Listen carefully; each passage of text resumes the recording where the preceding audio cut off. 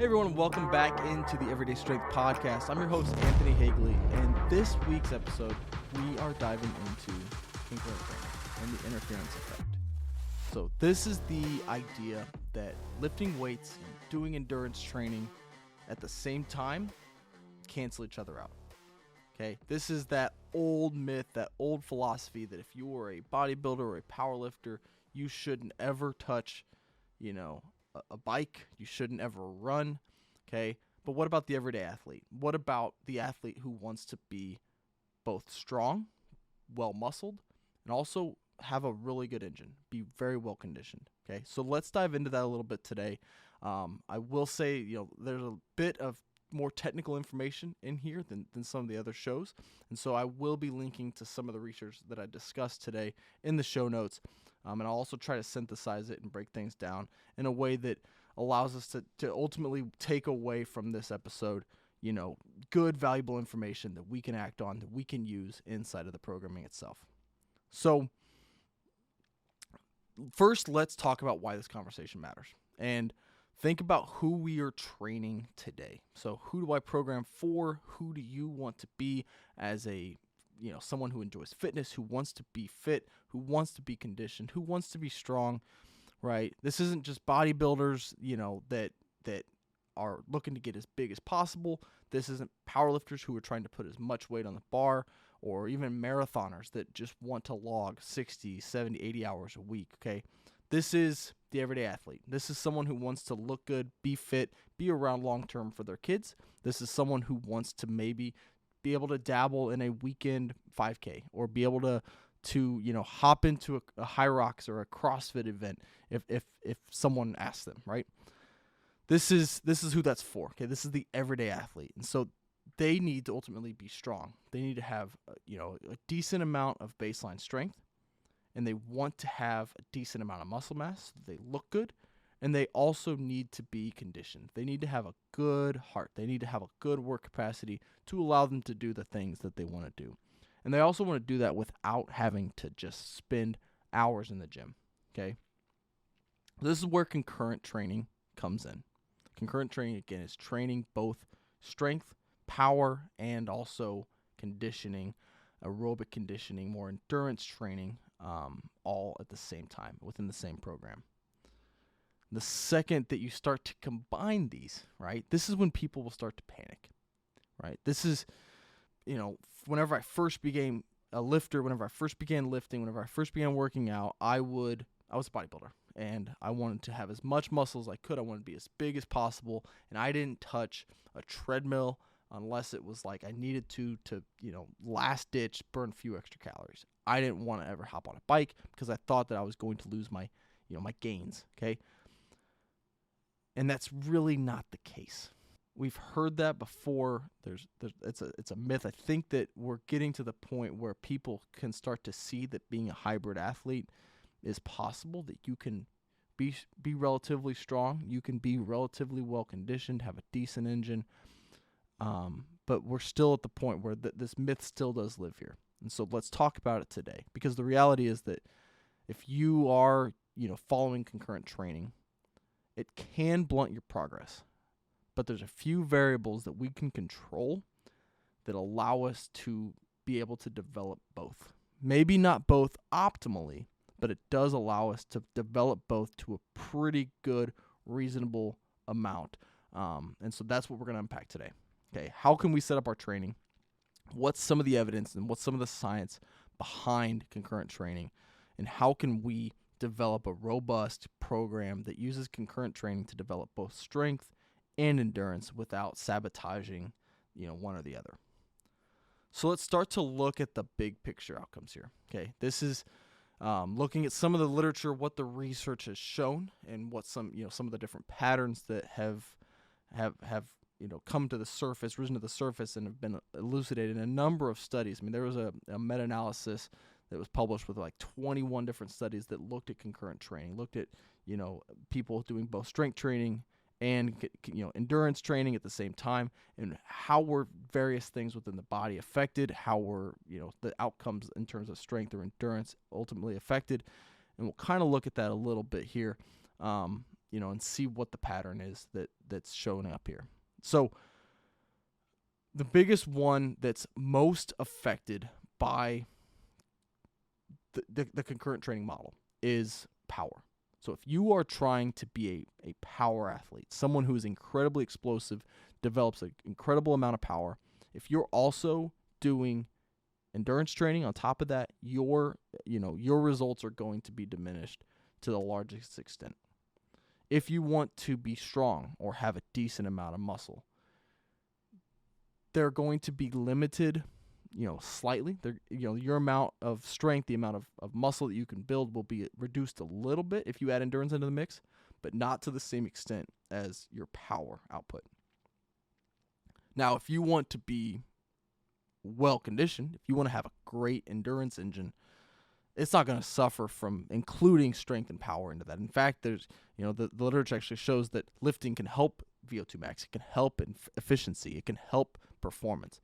And so power is that adaptation that takes the biggest hit. If we are looking to be, powerful as an athlete, if you're a weightlifter and power, if you're a football player and power is, the thing that you need the most of, then you may want to rethink the way that you're doing it. It doesn't mean that you can't still include endurance training in there, but it's going to take the biggest hit by combining with endurance training. So from a 30,000, from a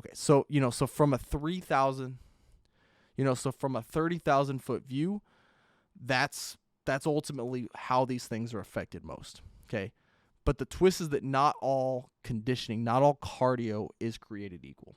And so we're going to talk a little bit about the levers that we can pull, some of the different variables that we can control, but knowing that not all conditioning is going to be created equal, and knowing that things like running are going to impact strength outcomes more than things like cycling. Okay, running does tend to interfere more with lifting, more with the weight on the bar than cycling does, and ultimately it comes down to the pounding and the eccentric stress that the legs take whenever you're running, whereas cycling is more concentric. There's very little eccentric loading, so it's very concentric. The muscles don't get that stress from it. And then also the movement, the biomechanics tend to overlap a bit more with squatting and deadlifting. Just the structure, the angles of the knee and the ankles, those tend to overlap a bit more with squatting and deadlifting. So, if you were going to choose one modality, it would be cycling to have the smallest impact on your strength and your power outcomes. Another factor is volume. Okay, so volume is ultimately everything here. If you want to get better at running, you need to prioritize volume towards running. If you want to get better at cycling, you need to prioritize the volume towards cycling and take a back seat with, the strength work that you're doing. It just makes sense, right? If you want to get better at deadlifting, if you want to get better at squatting or benching, you need to prioritize your volume in those areas than you do conditioning. But that doesn't mean that we can't train both at the same time. Okay, so volume and controlling that is super important. These long and more frequent endurance sessions, those are going to stack up fatigue. They're going to make you less likely to recover, completely. And that's going to compete with your recovery from your lifting sessions. And so the problem isn't that cardio and lifting are incompatible. It's just that too much running, too much volume, that's going to ultimately turn it into, kind of a losing game at the end of the day. So now I want to look under the hood a bit. This is where we get a little bit more technical. And let's look at why this interference effect does happen. Okay, what is happening inside the body that is causing this interference effect? So at the molecular level, lifting switches on mTOR signaling. That is the muscle building pathway. That's how we generate and grow muscle tissue. Endurance training, on the other hand, lights up these signaling molecules called AMPK and PGC1 alpha. That is the mitochondria building pathway. So we're moving from muscle building pathway to mitochondria building pathway. Okay. And so for a long time, the thought was that AMPK turned off or shut off entirely mTOR, like it was a signal. It was either on or it was off. And then therefore, that meant that cardio killed your muscle gains, right? But that is, the evidence and the research has shown that conclusion is wrong. So most human studies aren't showing that it's that black and white. Okay, the effect of this interference effect is not as consistent as what originally we believed. And I think that ultimately it's coming down to like knowing that context and knowing what matters and how we can manipulate it. Okay, so what a lot of the literature shows, and it's fairly consistent with this, is that if you lift first, doing your strength training before you do conditioning, you're going to get a cleaner anabolic signal to the muscle. So testosterone increases, that signal is going to be stronger. Your mTOR signal, that's going to be stronger, and you're going to be able to preserve your strength. If you run first or do conditioning first, your strength performance is likely going to drop anywhere from 5 to 8% based off of what the research shows. And then also testosterone, whenever you do that acutely, it's going to fall below baseline after you finish that session. And then in the same vein, cortisol is going to start to spike. So now we are reducing our anabolic hormones and we're increasing our catabolic hormones and cortisol.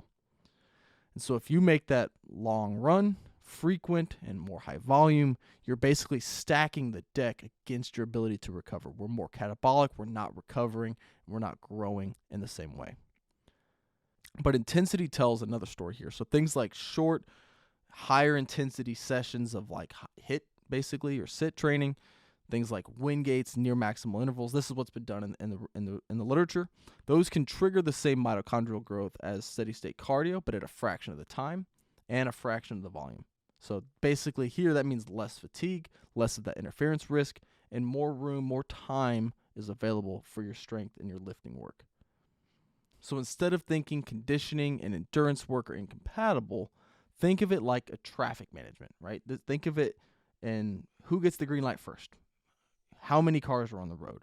How much time do we have between rush hours? Okay, you can control these levers and these variables in your program to allow you to develop both at the same time and do so effectively. Basically, you're going to squeeze the most out of each of these adaptations that you're looking to create if you do things in a certain way and in a certain fashion. So the big 5 levers are order. Okay, so lifting before you run, especially if strength is the goal. Spacing. So basically, if you can, try and separate your sessions of strength and your sessions of conditioning by at least 6 hours. So in my programs, a lot of times if I'm doing both, we are going to go, one day strength, the next day conditioning. We're never really doing the conditioning finishers. I don't like conditioning finishers for that reason. It doesn't mean that I don't program them, but it's just that if we have the time in the program, if we have the number of days, it's best to get strength first, conditioning second, and then do strength on one day, conditioning on another day, just to separate those as much as we possibly can. Okay. The next is the modality. So are we running? Are we rowing? Are we cycling, right? If you wanted to run and you want to become better at running, obviously you need to run, okay? But if that's not the goal, if you're just looking to get movement, the bike, the cycle, that's going to be the best bang for the buck. Like I said, most of my zone 2 long endurance work, before I started this new path of trying to become a runner, most of that work was done on a bike erg. I spent roughly 2 hours every single week, 3 hours a week on the bike erg doing zone 2 cardio. For that reason, I wanted to protect leg strength. I wanted to still be strong, but I wanted to develop, my work capacity, my aerobic engine, and so I was cycling on the bike erg as a way to get that conditioning in. The fourth lever is volume and frequency. So we're not drowning in cardio miles. We're not going for hours and hours on end if we still want to be strong. We're keeping endurance short, and we're usually doing it 2 or 3 sessions a week. Okay. We don't want to just every single day we're dragging ourselves, grinding ourselves down because we're just not going to recover from it. So make sure that we are controlling the volume of the work that we're doing and we're controlling how frequently we're doing it. And the last one is intensity. So using things like HIIT allow us to build mitochondria without stacking fatigue. That's what works really, really well. That's why I like to program different types of interval training into my programs. One, it keeps things fresh, keeps things fun. Just sitting on a bike for 45 minutes, that's not a lot of fun. Okay. Doesn't mean that we don't still need to do it. There's certain adaptations that are, benefit greatly from doing that type of zone 2 type work, but high intensity interval training, high intensity sessions, circuit training, doing this type of work allows you to get more work done, be less fatigued, and also get in and out, right? These sessions are not an hour long. They're 15, 20 minutes long, and we're moving on with the day. So in closing, to wrap this up, right, the interference effect does exist, but it's not a death sentence, right? We can still use concurrent training to develop a good, robust aerobic engine and also still be strong and still be powerful. Power may be affected, strength may be affected a little bit, but once you start to adapt and once you start to make this part of your programming, you're going to see less and less of that effect, right? Squat may go down a little bit, 3%, 5%. But you're going to start to see it go back up because now you're going to be able to recover better from the sessions. And also it's going to make your strength sessions better. You're going to be able to recover better from those because of the extra mitochondria that you now have on board. Okay, so think about it from that way. Having a better aerobic base, ultimately things are going to go down, but they're going to start to shoot back up and maybe even shoot up more because you are able to recover better from those sessions. So it's not a death sentence by combining both, but it is more of a programming puzzle, knowing how to manipulate these variables, making sure that we're hitting them. Those are 5 easy levers to control, okay? If we're hitting those 5 things and managing those 5 things, we can still develop both pretty easily, okay? If we're managing order, if we're managing our volume, if we're managing the modality and the volume and the frequencies and the intensities of our work, right, we can have both. We can develop both and still be really strong and still be really well conditioned, okay? We can be durable. We can be capable in the real world. We can be harder to kill. That's ultimately, for a long time, that was my goal, right? I wanted to be hard to kill, So having both allows us to be that just better everyday athlete, okay? So I've got articles that cover a bit of this, right? We've got some different templates of how we can structure this into our training split, how we can structure it into the week. And that way it allows you to kind of see what a week looks like if we're still lifting heavy, but we're doing more of that conditioning work, but still being able to recover, like a human being, ultimately, at the end of the day. So that is it for today's episode. Again, if you found this episode helpful, be sure to share it with someone who's trying to balance their strength and conditioning. Share it with a friend. Make sure that you like and subscribe to the podcast on YouTube, on Spotify, and just start to implement this work into your own training. See how it works for you. See if you're able to notice differences. See how you're able to improve your conditioning, your strength, your recovery ability, and just ultimately be better as an everyday athlete. So I appreciate you all tuning in, and I will catch you next time.